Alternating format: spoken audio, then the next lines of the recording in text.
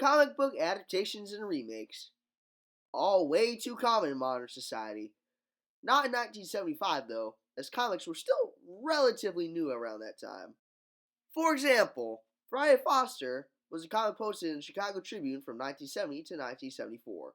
And seeing the success of that comic, American International Pictures wanted to revive that character. And who else but Miss Pamela Greer in the role, which was released in late 1975, unfortunately being Pam Greer's final film for the company. One night, on New Year's Eve of all days, Monk Riley, the editor of Glance magazine, played by Julius Harris, who you may remember from my reviews as Captain Bowen and Shaq's Big Score and Scatter from Superfly, the original, the good one. Yeah, we don't talk about that sequel. Sends out Friday Foster, played by Pam Greer's already you know, to photograph the richest black man in the country, Blake Tartt, played by Thomas Rasulala. When Blake arrives at the airport, he's immediately met with a gunshot to the shoulder by Apollo Creed himself, Carl Weathers, playing an emotionless killer. And what follows is a massive shootout, with most of the assassins, the bodyguards, and even the police getting involved.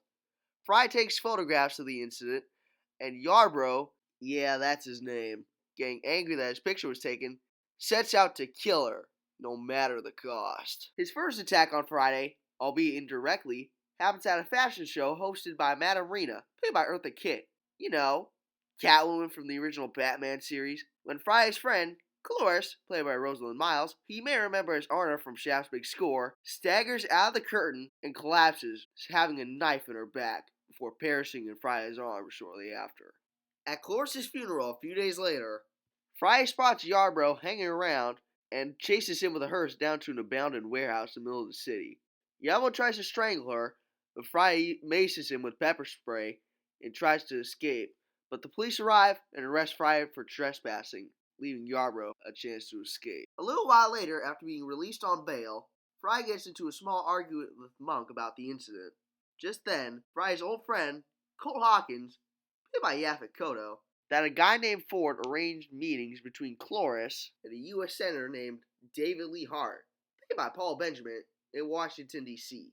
When they go meet Ford, played by Godfrey Cambridge, unfortunately in his last movie role, unsuccessfully try to explain to him about Black Widow, and Friday instantly gets suspicious, thinking that Ford was part of the plan. A little while later, at a telephone booth, Ford explains to Blake, seemingly healthy again, that Friday knows about Black Widow. Just as Ford hangs up, Yarbrough drives a truck into the phone booth, killing him instantly. When Fry arrives at Senator Hart's fundraising party, she meets Reverend Noble Franklin, played by Scatman Crothers, aka Pop from Black Belt Jones, who decides to invite her to his estate, Jericho. The two continue talking until Senator Hart interrupts them and tells his assistant, Charles, played by Jason Bernard, to handle the rest of the party, takes Friday back to his estate, where he explains to her that Blake set up his own assassination as part of an operation, fittingly called Black Widow, the same operation as some of the other parts. When Colt and Friday return to Los Angeles, Madame Rena gives Friday a call to go to her office to give her a telephone number. Before she can start, Madame Rena is fatally shot by Yarbrough. Colt gives chase and fatally shoots Yarbrough twice in the chest to avenge Madame Rena. Friday's advised to go to the rooftop of the City National Building will, lo and behold, Blake is fully healed. Friday tries to get some answers out of him, and he explains to her that, well, who would stage their own assassination attempt like that? That's just wild.